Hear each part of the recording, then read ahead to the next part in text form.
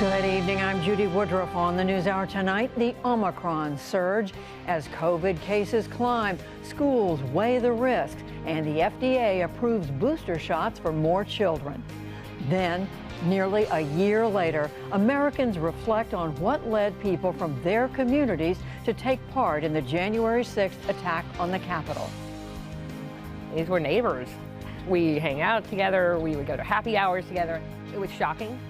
But then when I took a step back and I started thinking a little bit more about who that person was, it was less surprising.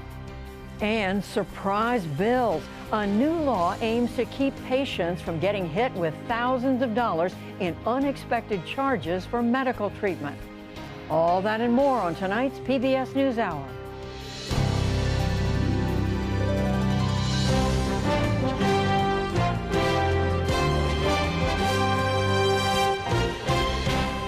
Major funding for the PBS NewsHour has been provided by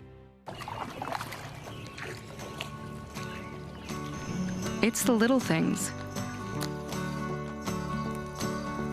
The reminders of what's important. It's why Fidelity dedicated advisors are here to help you create a wealth plan. A plan with tax-sensitive investing strategies. Planning focused on tomorrow, while you focus on today. That's the planning effect. From Fidelity. Consumer Cellular, Johnson & Johnson, BNSF Railway, financial services firm Raymond James, the William and Flora Hewlett Foundation, for more than 50 years advancing ideas and supporting institutions to promote a better world. At hewlett.org. The Chan Zuckerberg Initiative, working to build a more healthy, just, and inclusive future for everyone at czi.org. And with the ongoing support of these individuals and institutions.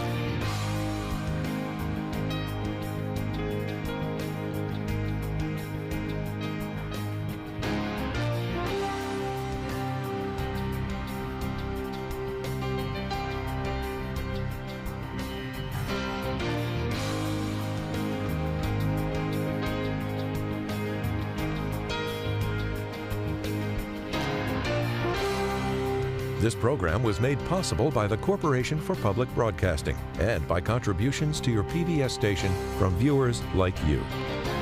Thank you. COVID-19 has begun 2022 the way it ended 2021, spreading quickly throughout the country. The Omicron surge is forcing airlines and businesses to limit operations as more workers fall ill or test positive. The chief medical officer in Congress is urging lawmakers to work from home. And the virus is disrupting back-to-school plans in many communities as well. Amna Nawaz reports. Students around the country filed back into classrooms in the new year, but many schools chose to delay that return as parents rushed to secure COVID swabs amid record cases of Omicron nationwide. Schools in Newark, Milwaukee, and Cleveland moving to virtual learning or canceling classes altogether today. Schools in Washington, D.C., Baltimore, and Detroit extending winter break to ease staffing shortages. North of the border, Canada's most populous province of Ontario moved all classes online, delaying reopening until at least January 17th. Back in America, districts forging on with in-person classes this weekend ramped up testing efforts. I'm just like worried, really worried for my kid because he has asthma and I have cancer. So, it's like a double whammy because if he get it, I'm going to get it. In the nation's largest school system, New York City, families were urged but not required to get their kids tested. Newly inaugurated Mayor Eric Adams on ABC yesterday determined not to shutter schools. We lost almost 2 years of education. George, we can't do it again. All this as the FDA today authorized Pfizer booster shots for kids aged 12 to 15. The CDC will now consider updating guidance. In the setting of a tremendous number of Omicron and Delta cases in this country, the potential benefits of getting vaccinated in this age range outweigh that risk. Meanwhile, Omicron continues to surge. This weekend, the U.S. topped 55 million total COVID cases. Daily infections have jumped 200% in the last 2 weeks, now averaging more than 400,000 new cases a day. On Sunday, Dr. Anthony Fauci defended the CDC's new, shorter isolation guidelines for asymptomatic people from 10 to 5 days, saying testing could be added to those protocols. Looking at it again, there may be an option in that testing could be a part of that. And I think we're going to be hearing more about that in the next day or so from the CDC. In parts of the U.S., the perfect storm of wintry weather and pandemic staffing problems froze travel plans for thousands this weekend. Even today, around the world, more than 4,100 more flights canceled, half of them in the United States, forcing some, like Ian Harrison and his family, to improvise. We just need to get home, so we got in a rental car, and started driving. As the nation wonders when this latest COVID wave will pass us by. For more on how long this surge could last and what year 3 of the pandemic could look like, I'm joined by Dr. Monica Gandhi. She specializes in infectious diseases and global medicine at the University of California, San Francisco. Dr. Gandhi, welcome back to the NewsHour. Thanks for being here. So let's start with these case counts because we see the U.S. breaking records. We continue to report on those. But with this variant and at this point in the pandemic, how important a metric are case counts to you? So, not as important as they were a year ago. Why were they so important a year ago? Because when case counts went up, hospitalizations went up concomitantly, not one-to-one, but they were linked. They were tracking with each other. Now cases and hospitalizations are becoming uncoupled. Why are the two reasons for that? Higher immunity in the population, December 2021, January 2022, much higher immunity. Omicron also likely is less virulent from some reasons. It doesn't infect lung cells as well, according to 5 studies. So cases and hospitalizations are diverging wildly. And why is that important? That's important because cases don't mean what they used to, and we should start tracking hospitalizations for COVID as our main metric of, are you doing okay? What's your success metric? So a lot of folks have been talking about the South African experience, what they have been through in their Omicron surge, which most people say lasted about 4 to 6 weeks. In your view, how good of a guide is the South African experience for what the U.S. could see? So the one difference between South Africa and here is it's true that they have a younger population in median, but they also divided out their results by people who are older and still saw less severe disease in every age strata. So there is something about less severe disease, again, probably a more mild variant because of the lung cells and higher rates of immunity. What's their rate of immunity? 25% vaccination, but a seroprevalence study showed 75% in terms of natural immunity putting together with that. So they went up and they came down within 4 to 6 weeks. We have those same levels of immunity, luckily a lot more actually because of higher rates of vaccination. And then unfortunately we have natural immunity from the Delta surge. So we should see the same finding where it goes up and comes back down quite quickly. And we're hoping for mid-January for cases to come down. So let me ask you about schools, because that's top of a lot of people's minds right now. We saw over the last 2 years, with all the mitigation in place, right, masking and distancing and ventilation, schools, and correct me if I'm wrong, schools did not really drive outbreaks in communities. But should we be thinking about that differently with Omicron because it is so much more transmissible? So the difference is, you're right, that we were able to keep schools open in many states in our country with these mitigation procedures, and everything went fine. And now we have something different. You could say, oh, we have so many cases from Omicron. You could also say that we have teacher vaccinations, vaccinations of students down to the age of 5, adult vaccinations. We have the power to prevent what was scaring us the most about COVID-19, which was severe disease. So we have vaccinations overlaid on top of all those mitigation procedures. And it's terribly important to keep schools open. I think most public health officials would not say otherwise, because of the learning loss, because of the mental illness, because of eating disorders, everything we have seen. We can't act like we're in 2020 with schools. We are in 2022. We have vaccines, and we know what to do to keep schools open. Finally, I want to ask you about testing as well, because as we know, there are not nearly enough tests for everyone who wants one. And we know now that Dr. Anthony Fauci has referenced they may add testing to those new protocols for people who test positive or who are exposed. But I guess I want to ask you, if we had those tests available, how much more strong would that make the guidance? I mean, if everyone who wanted one had one, if offices and schools had free tests, what kind of a difference would that make right now? You know, it would probably not make that much of a difference. So what do I mean by that? And why did they reduce the period of isolation from 10 days to 5 days? Because we have 2 years worth of data now. And the most careful contact tracing study shows that almost all the transmission occurs within the first 5 days. In fact, the study, if you look at their guidelines that they base their guidance on, is from Taiwan. It's probably the largest contact tracing study. There was 0 transmissions that occurred 6 days after someone got symptoms. All of it occurred within the 5 days. So this is really based on data on contact tracing. Getting a negative test at 5 days probably isn't going to change anything, because again, a PCR test doesn't mean that you can pass it on. It can even just show very low viral loads. And even a rapid antigen test can stay positive, but you're not infectious. Contact tracing studies is what tells us we're safe at 5 days. We have a few seconds left, but I have to ask you, how worried are you about a new variant? Or do you think that Omicron will be the last surge that we see in the US? You know, one thing is I will say is that global vaccine equity, I don't think I can think of anything more important, because that's how we prevent new variants from happening. We will have new variants from animal reservoirs, but I think Omicron is going to be the one that gives so many people immunity, unfortunately, who are not vaccinated, that we're going to have much lower cases, and it's going to get the pandemic to a very low level phase that we can deal with. That is Dr. Monica Gandhi, specializing in infectious diseases and global medicine at the University of California, San Francisco. Dr. Gandhi, always good to see you. Thank you. Thank you.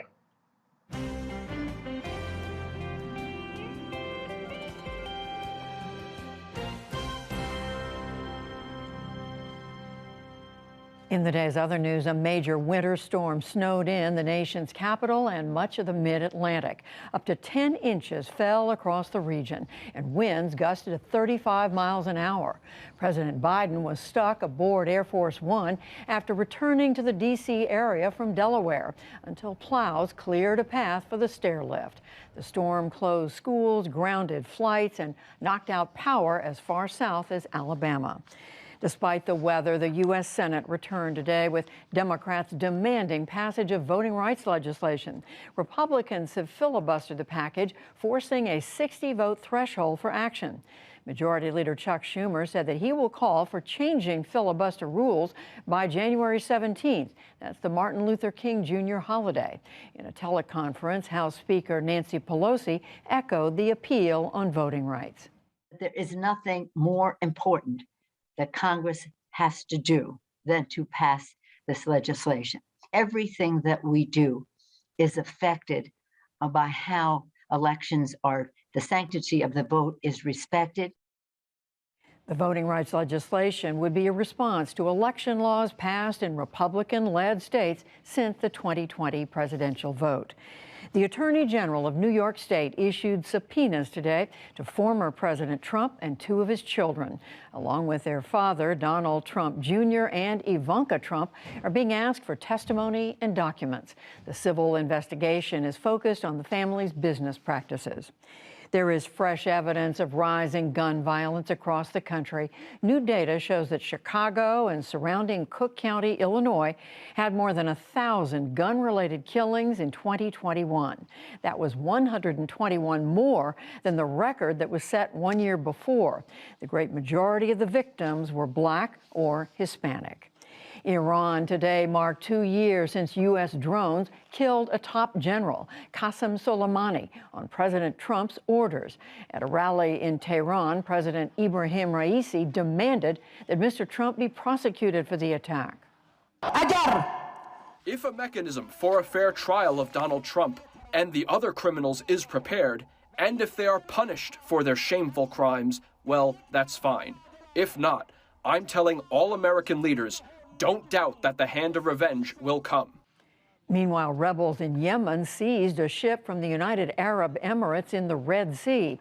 The UAE is part of a coalition fighting the rebels who are allied with Iran. And in Iraq, troops shot down 2 armed drones at Baghdad International Airport. The words Soleimani's revenge were painted on one in Arabic. The U.S. urged Sudan's military today to restore civilian rule. That came a day after Prime Minister Abdallah Hamdok stepped down. Protests have continued since a military coup last October, and troops killed 2 more demonstrators on Sunday. Nearly 60 have died overall. In South Africa, the fire that destroyed part of the historic Parliament complex flared up again today. Flames appeared on the building's roof in the center of Cape Town. Officials are investigating the fire but have arrested and charged 1 man with arson. Back in this country, search teams in Colorado are still looking for 2 people missing from last week's wildfire disaster. A wind-fueled inferno burned nearly 1,000 homes and other buildings between Denver and Boulder. The cause of the fire remains unknown. Jurors in the Elizabeth Holmes fraud trial reported today that they are deadlocked on 3 of 11 counts. The presiding federal judge urged them to try again. Holmes is the former CEO of Theranos, accused of falsely claiming that her company had a breakthrough blood testing technology. And Wall Street started the new year on a high note. The Dow Jones Industrial Average gained 246 points to close at 36,585, a record.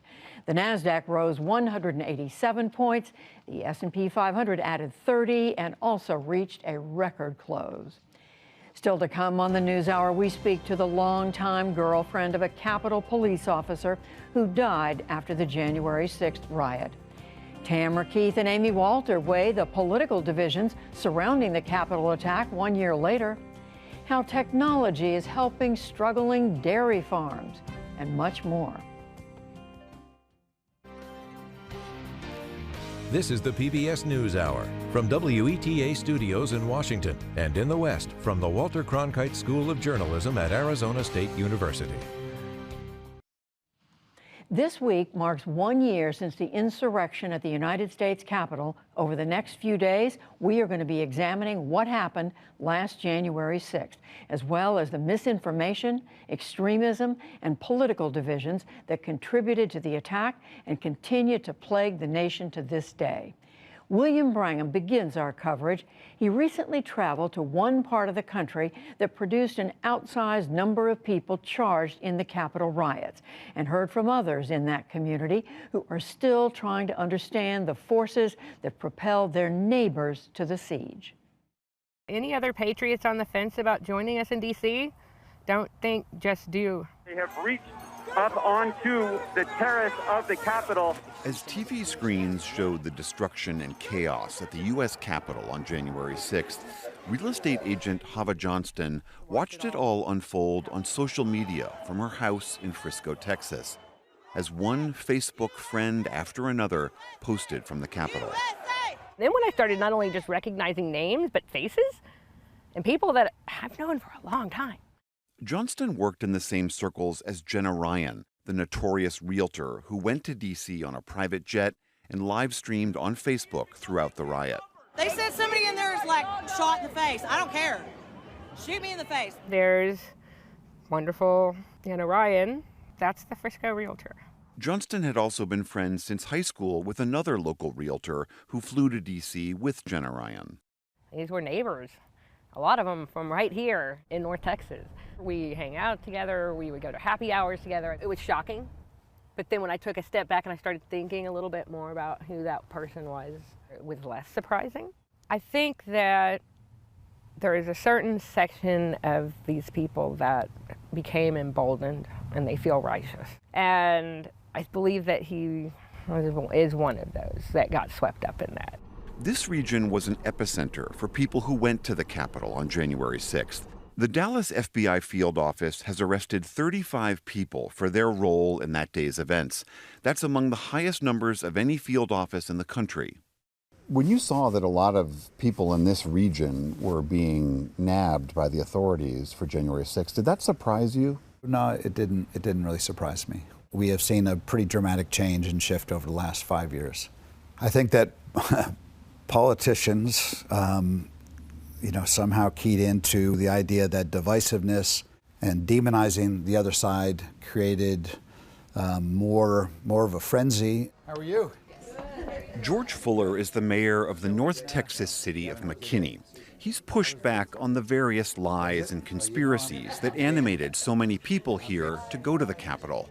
The main one, the repeatedly debunked fantasy that Donald Trump won the election. And I'm here to tell you as a Republican, the election wasn't stolen. Republicans lost the presidency. And is that a fraught thing for you to say aloud in front of a camera? Oh, I will catch a tremendous amount of grief for that. The mayor says it's not just the election. He's had to push back on all kinds of conspiracies in his community and even within his own family. You know, I have one sister that the fact that I was engaged in setting up a mega vaccination center, I was part of the deep state. I'm injecting people with tracking chips. I said, for you to be right, I have to be part of this conspiracy. And her response was, yeah, you are. You must be. You know, I say it with a smile, but it's actually very sad. I was very close to my sister. But she finds, you know, she spends her time in the deep black holes of the internet and finds all kinds of things that convince her she's right, and these things are real. Those black holes and different realities are expanding as fast as these North Texas suburbs. As you see around me, this area is going through a housing boom. According to the U.S. Census, the city of Frisco, Texas, was the fastest growing city in all of America over the last 10 years. And as this region grows, the demographics are shifting as well. This local county dropped from 63% white population down to 51% in that same time period. Debbie teaches at a local public school. She asked that we only use her first name. She says, given the current atmosphere, she does not want to trigger any more anger. She's lived in this area for over 40 years, and she's seen some backlash to its rapid transformation. We saw language about, keep Plano suburban and, keep away the apartments. I mean, that's a dog whistle, right? It's against diversity of people, of socioeconomics. It's just another culture war. Others point out that nativist and at times violent rhetoric is also coming from the pulpits of some of the Christian evangelical churches in this area, like Brandon Burden, pastor of Kingdom Life Church, who told his congregants on January 10th it was God's will for Trump to stay in office and told them to keep their guns loaded. Debbie saw similar inflamed talk in the schools, in increasingly heated fights over mask mandates, so-called critical race theory, and growing calls for banning books. We started the school year with tons of people showing up with signs and screaming with horrible things on their t-shirts and on these signs, and it's terrifying. They harass people. Last year, Sodaf Hawk was the target of that kind of harassment. Her family is one of the many who moved to Frisco for the growing economic opportunities. But when she ran for city council in 2020, she saw an ugliness laying below Frisco's shining surface. During my campaign, I started to face a lot of hate, misinformation, just brainwashing. The attacks that I got from different extremist groups trying to paint me as anti-Semitic, trying to paint me as, just anti-police, anti-American. Even at the polls, I was yelled at, I was spit at. Hawk lost her race and now says if she knew the extent of the xenophobia that would bubble out of some of her neighbors, she'd have thought twice before running. I think if I had seen what went down on January 6th, if I had forecasted everything that happened leading up to November, I wouldn't have. Really? I wouldn't have. It's a paradox. This region's booming development is quite literally built from the ground up and maintained by an influx of non-white residents and immigrants. They do construction work, they do cleaning houses and roofing, electricians, everything to do with the building of a house. Alex Camacho is a longtime pastor in McKinney and also a lawyer who helps immigrants work through the legal process. He says what he saw on January 6th turned his stomach. For us, the American flag is a symbol of respect. When we become citizens, we pledge allegiance to the flag. But now that we see these rioters using the flag as a symbol and screaming and attacking people and destroying property of the government in Washington, we kind of, is that the purpose of the flag? Meanwhile, rioters like Jenna Ryan seem to revel in their white privilege. She said, "Sorry, I have blonde hair, white skin, a great job, a great future, and I'm not going to jail." In fact, Ryan reported to prison right before Christmas for a 60-day sentence. Another January 6th rioter from North Texas, Mark Middleton, charged with assaulting D.C. police officers, is now running for a seat in the Texas legislature on a platform of building Trump's border wall, gun rights, and possible secession from the Union. And the big lie conspiracies continue. This county is one of 4 in Texas where officials have launched more audits of the 2020 election. Initial results, released on New Year's Eve, found what all other audits have found: no evidence of widespread voter fraud.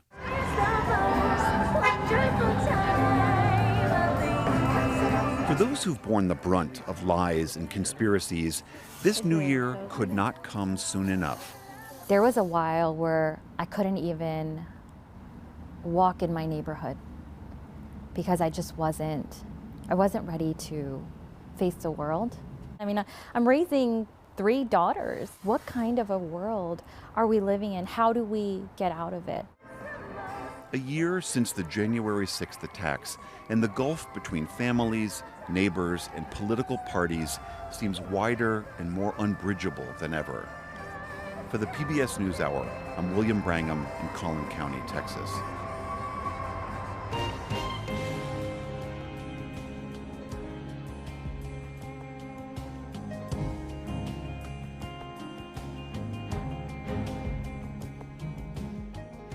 On January 6th, as rioters breached the Capitol security perimeter, Capitol police officers tried pushing back the crowd in an attempt to protect the building and the lawmakers still inside.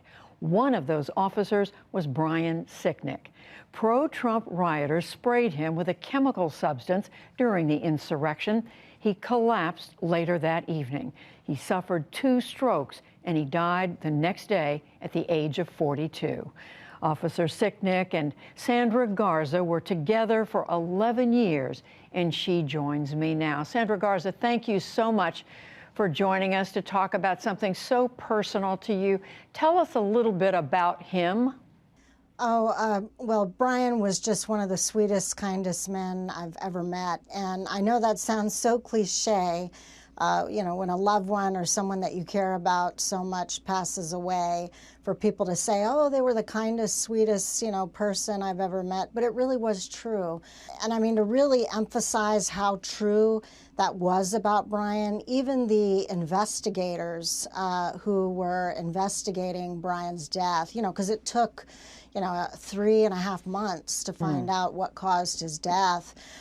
They actually said to me that they could not find one person, not one single soul, to say anything negative about Brian. That's how well liked and how good of a person that he was. Brian got along with everybody. He was just a warm, loving person.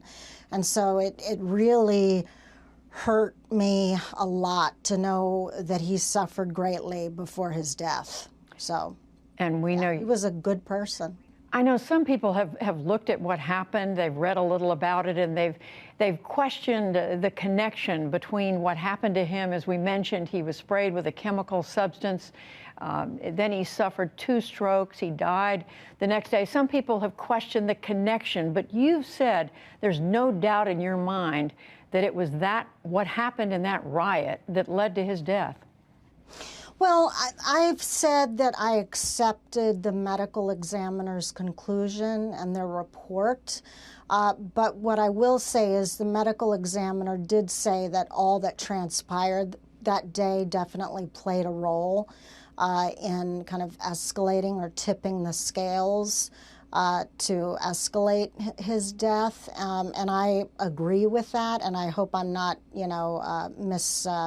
quoting the medical examiner, but I mean, that's pretty much how I see it. You know, Brian was running from one end of the Capitol to the other end of the Capitol. He was exerting himself and, you know, he was attacked. You know, all of those factors combined and being highly stressed, you know, producing a lot of adrenaline and cortisol in the body, worrying about his colleagues as well as himself. I mean, I know if I was approached by thousands of people and there was only, you know, 3 or 4 officers next to me and they're screaming at me and throwing things at me and assaulting me, I'd be pretty darn stressed. You know, I think definitely that played a role in tipping the scales for him to pass away much faster. Brian was, we know now, Brian was had been a supporter of former President Trump. He had opposed his first impeachment. But then, of course, these events took place. Who do you hold responsible? To what extent do you hold the former president responsible for this? I hold Donald Trump 100% responsible for what happened on January 6th, and all of the people that have enabled him that day and continue to enable him now. But definitely, yes. And I think, sadly, Brian did not live long enough to see the evidence that has come forth to show what kind of man Donald Trump really is. Clearly, he doesn't support law enforcement. I mean, he watched for hours law enforcement being pummeled and beaten, attacked, and he did nothing. Later, we had, you know, 4 officers kill themselves because of the events of that day, the stressors that they experienced. And of course, the last 2 officers, sadly, that committed suicide, we don't know all the factors that, you know, combined that caused them to take their lives. But clearly, we know that January 6th was a terrible event. And I think that, coupled with maybe other stressors in their life, certainly played a role. And I think Brian would be horrified. I think he would have viewed Donald Trump in a very different light. And of course, on that day, all the officers were in their, you know, respective areas. It was only after the event that they got to see all of the footage from that day, that they got to see what, you know, their colleagues on the other end of the Capitol were experiencing. So I think they were horrified, yeah. And you're right, it has taken a long time for many of those details, for the video, pieces of the story to come together. How do you think the former president should be held accountable? Personally, for me, I think he needs to be in prison. That's what I think. But, you know, Donald Trump has been playing these legal wrangling games for decades. You know, he knows how to skirt the system. You know, he knows how to, he's a very litigious person, you know, himself. And then when he's been sued, he knows how to, you know, play these games to get around things and avoid jail and prison time. So, you know, that's the sad piece. But it would be very, you know, what's the word I'm looking for? Satisfying to me to see him in prison. You know, I don't regret for voting for Trump. I identify as an independent, by the way. Brian was a Republican. But, you know, the horrific thing that he did on the 6th is unforgivable. And, you know, it's terrible. Yeah, he's just a horrible person. And he still has not contacted me, by the way. He has not been in touch with you? No, no. He doesn't have the courage or the spine to do it. He just doesn't. One other thing, what do you say to or think of the members of Congress? Most Republican members of Congress are saying, in effect, let's move on.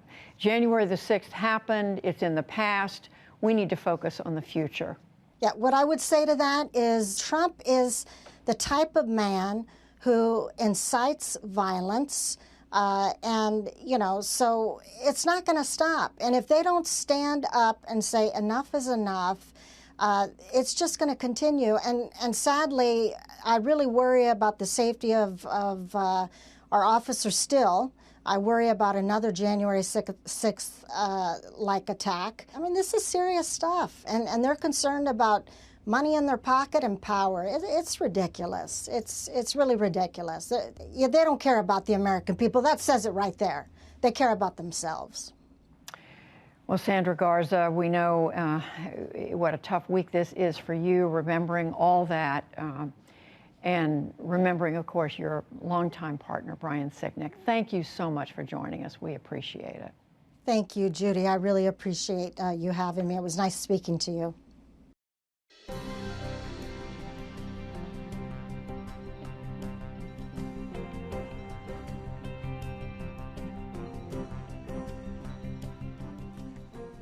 The attack on the Capitol inflamed political divisions across the country, impacted Republican Party messaging, and presented new challenges for then President-elect Biden. Our Politics Monday team is here with me now to assess the state of politics 1 year later. That's Amy Walter of the Cook Political Report with Amy Walter and Tamara Keith of NPR. Hello to both of you after listening to that sobering interview with Brian Sicknick's longtime partner, Sandra Garza. I want to start with you, Tam. It's not a news bulletin how divided the country is, but there's now fresh evidence of that. A poll that we've done with NPR and Marist, among other things, we asked about whether people view what happened on January 6th as an insurrection. 89% of Democrats view it that way, but only 10% of Republicans. And meantime, 68% of Republicans and just 5% of Democrats say the congressional committee investigating January 6th is a, quote, witch hunt. How do you explain this, Tam? There are alternate realities that have been spun out over the last year.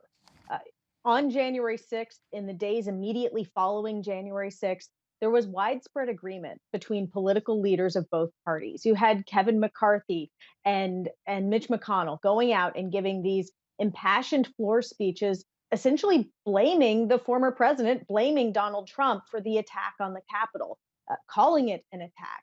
And since then, they've gone quiet. Members of Congress, Republican members of Congress, as you say, have tried to just get past it and don't want to talk about it.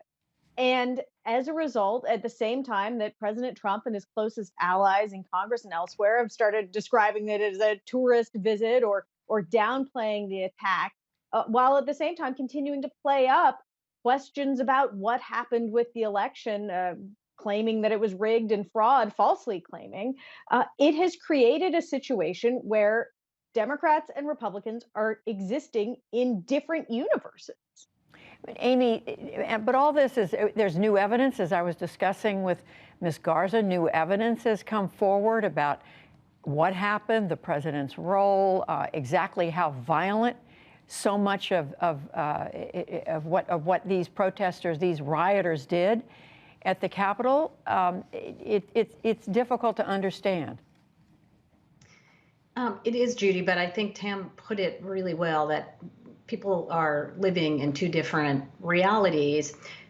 When you look at that poll that you just referenced, the PBS NPR Marist poll, overwhelmingly, Americans across the political spectrum, 80% of Americans, Democrat, Republican, Independent, say democracy is at risk. There are issues that are dividing this country that put our democracy at risk. But what those issues are differ by party. January 6th, as you pointed out, not seen by Republicans as a threat to democracy, overwhelmingly seen by Democrats as a threat to democracy. Interestingly enough, though, it's only about 40% of independents who believe that January 6th was a threat to democracy. Then you go to the question, this was in a CBS poll that came out this weekend, well, what about voting illegally? Do you think that's a major threat to democracy? Overwhelming number of Republicans said absolutely. 60% of Democrats said it's not a major threat. So you can compartmentalize, and this is what people are doing, about what constitutes a threat, what's an existential worry for our democracy. It's not coming from us, it's coming from them. It's interesting, too, I go back 20 years to the 2000 election, Judy, which was also incredibly contentious, where you had a number of people who thought, in this case, Democrats who thought that the election should be invalid, or that President Bush was given the presidency in a way that was not correct because of the Supreme Court weighing in at the end. And yet, 2 years later, by overwhelming consensus, Democrats, Republicans in the House and the Senate passed reforms to the voting process because of all of the attention on, remember those butterfly ballots and the hanging chads. There was consensus that while maybe you were upset about the outcome of the election, that both sides agreed we do need to fix what went wrong on election day. Now, the idea of what went wrong on election day, well, depends on which side you're sitting on. And what Amy says reminds us, Tam, that Democrats, the president, are making a renewed push right now. This week, we heard about it earlier on the program tonight, to push for voting rights reform, in part because of the aftermath of January 6th, what's happened in states around, Republican-led states around the country. What are the prospects that this is going to be successful? The prospects that President Biden and Democrats are going to make a lot of noise about voting rights in the next several weeks are very high. The prospects of actually passing legislation are very low because the numbers simply aren't there. President Biden has expressed something of a willingness to entertain the idea of changing the rules of the filibuster, if only just for voting rights.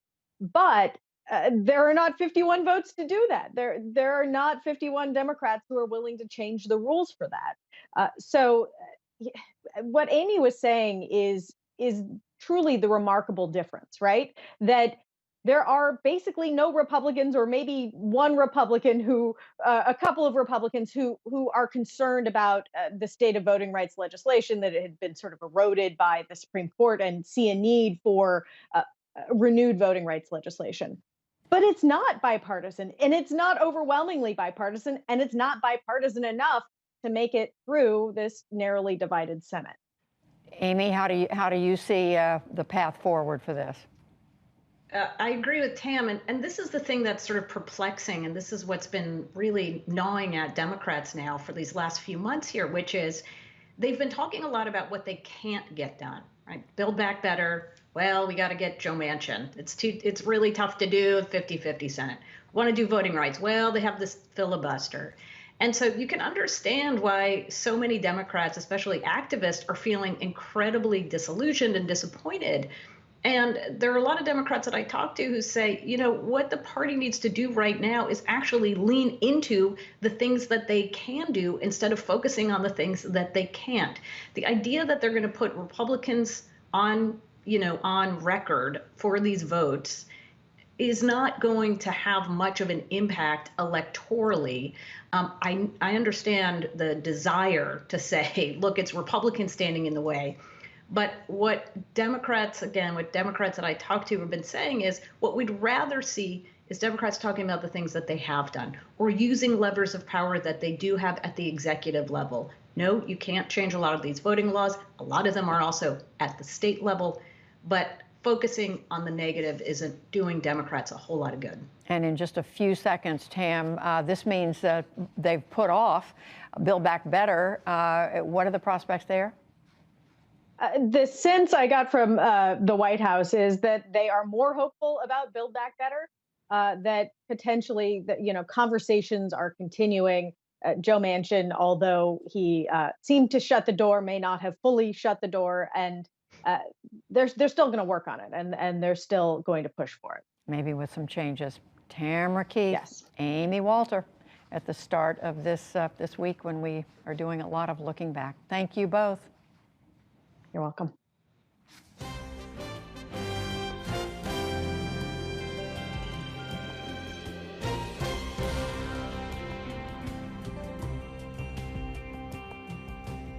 Millions of Americans have new federal protections from unexpected medical costs if they see a doctor they did not choose and who doesn't accept their insurance. For years, the price tag from so-called surprise medical bills could range from hundreds of dollars to tens of thousands. But a new law that took effect at the start of the new year changes that. Jeffrey Brown has the story. The Bipartisan No Surprises Act covers nearly all out-of-network emergency procedures, among other care. Here with me to explain, Margot Sanger-Katz. She's a healthcare reporter for the New York Times. Welcome to you, Margot. First, remind us why this was needed. This was actually a pretty big problem. You know, people would go to the emergency room, they would have a health problem, or they would have a scheduled surgery or a C-section, something like that. And it would turn out after they got their care, there was some doctor along the way who was part of their care who didn't accept their insurance. And, you know, this is a very common thing. About 1 in 5 people who went to the emergency room and about 1 in 5 people who had a scheduled surgery would end up with a bill from a doctor they didn't choose. And those bills could be thousands, tens of thousands, in some cases, hundreds of thousands of dollars on top of what their insurance covered. So Congress really wanted to address this problem and make it so that people did not get these nasty surprises when patients were doing the right thing and going to places where they thought their insurance was going to cover their care. So a lot of people impacted, a lot of dollars at stake. So how will it work now? What does the new law cover? So it covers a lot of things. It's not perfect. There are a couple little holes that people should know about. But if you have a medical emergency and you go to the emergency department of the hospital or you go to an urgent care center, everyone who takes care of you will be covered by your insurance now. If you have a deductible or you pay a cost sharing of some kind, like a copayment, you'd have to pay that just the same as you ever would, but you're not going to get any extra bills from doctors who don't take your insurance. Everyone is going to be covered. The one big exception to that is if you take an ambulance, you could get a bill from an ambulance. Congress didn't take care of that problem. It's sort of a complicated policy area. I think they're hoping to get back to it.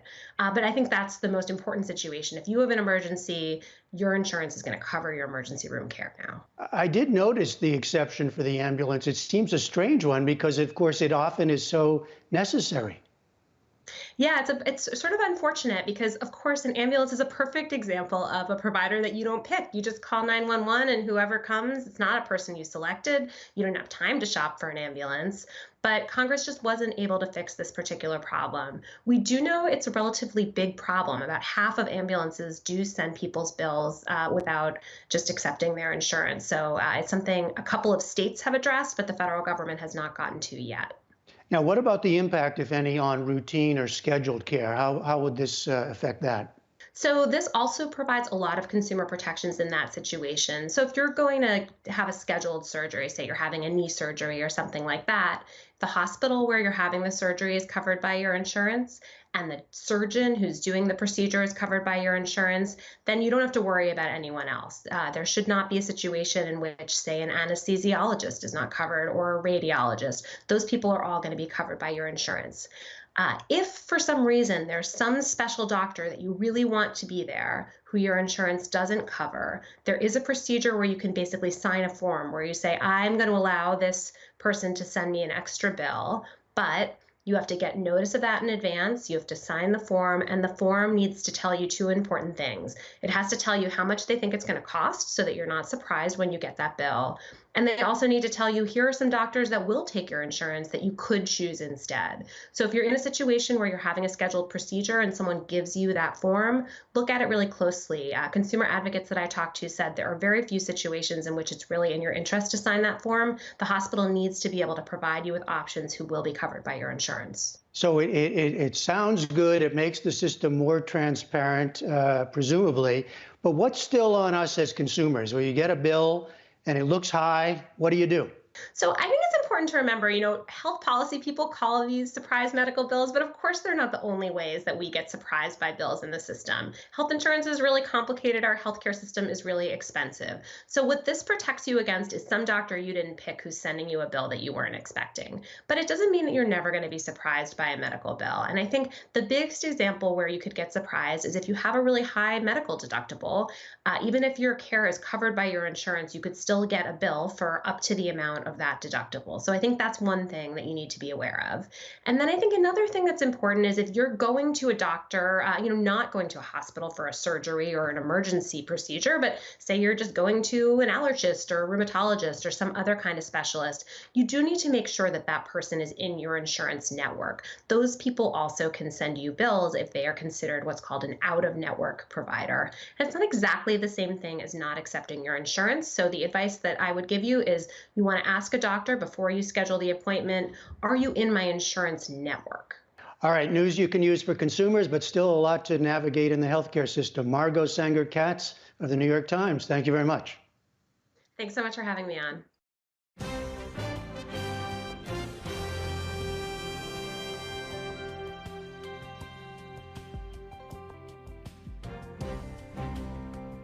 President Biden held a virtual meeting with farmers today to discuss strategies to increase competition and combat rising prices for meat. With bigger farms taking over a larger share of the market overall, many smaller dairy farms are also at a crossroads where they have to adapt or call it quits. From Milwaukee PBS and the Milwaukee Journal-Sentinel, Rick Barrett investigates how some of the smaller farms in central Wisconsin are turning to technology to survive. Dennis and Susie Rail are third-generation dairy farmers in Clark County, Wisconsin. Like many others, they've gone through tough economic times. I think our biggest challenge on the farm, other than financial, is hired help. It's getting people here. It's really tough. And they worry whether their children will be able to, or even want to, take over the farm. It's a hard job. It's a lot of hours, it's a lot of work, but there's payoff to it. So I think we have to adapt to the changes. Kristen Nagan is the daughter of a farmer who's trying to bring changes to their family farm. After studying dairy science in college, she quit an office job and returned home to help her father run the dairy operation, including milking 72 cows. He's willing to change with the times. He wants to try new things and is smart about it too. And he does listen to his kids, so that helps. He has a very open mind, which is not easy for a lot of farmers, especially older farmers, to open up and let their kids come back and teach them something different. One thing different is a robotic feeder that was installed 2 years ago at a cost of $21,000. He's pushing the feed up to them so they can reach it. And he can run 24 hours. 24 hours a day, every 2 hours. Yeah. Pushes the feeder up to the cows. It's a big labor saver. Robots are gaining ground in dairy farming. In addition to robotic feeders, there are robotic milkers. I've been doing it forever, but I still learn things every day. At his farm in Clark County, Max Malm has installed 2 robotic milkers for his 350 dairy cows. Cows have to be milked every single day, so we looked at expanding, and we could hire people to milk, or you can choose robots.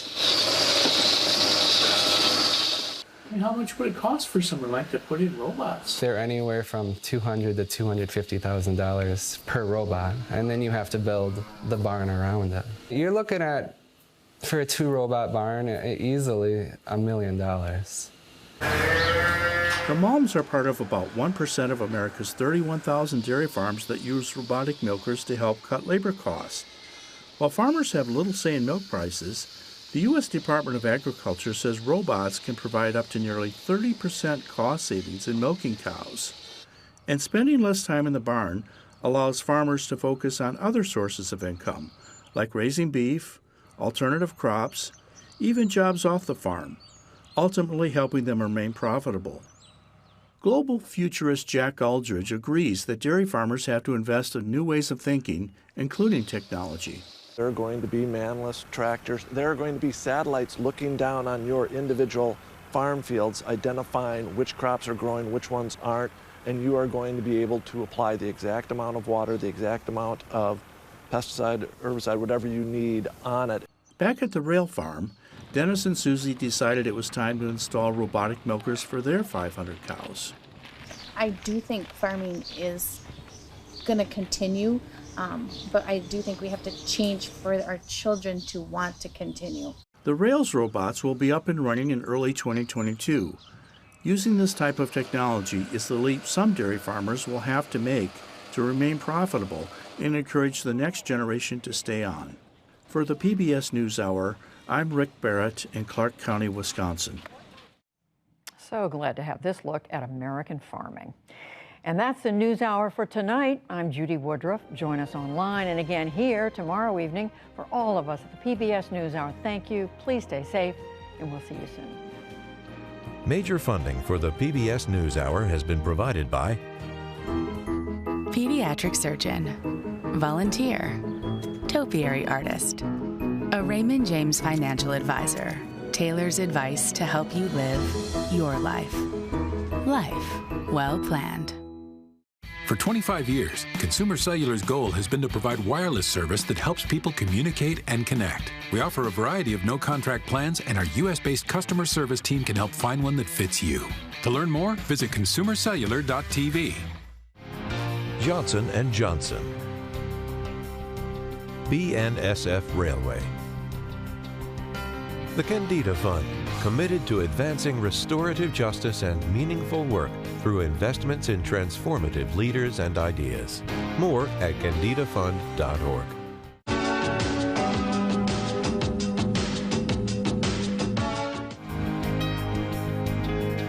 Supported by the John D. and Catherine T. MacArthur Foundation, committed to building a more just, verdant, and peaceful world. More information at macfound.org. And with the ongoing support of these institutions.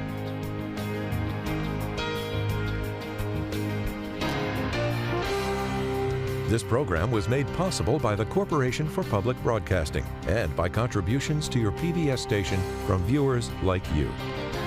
Thank you.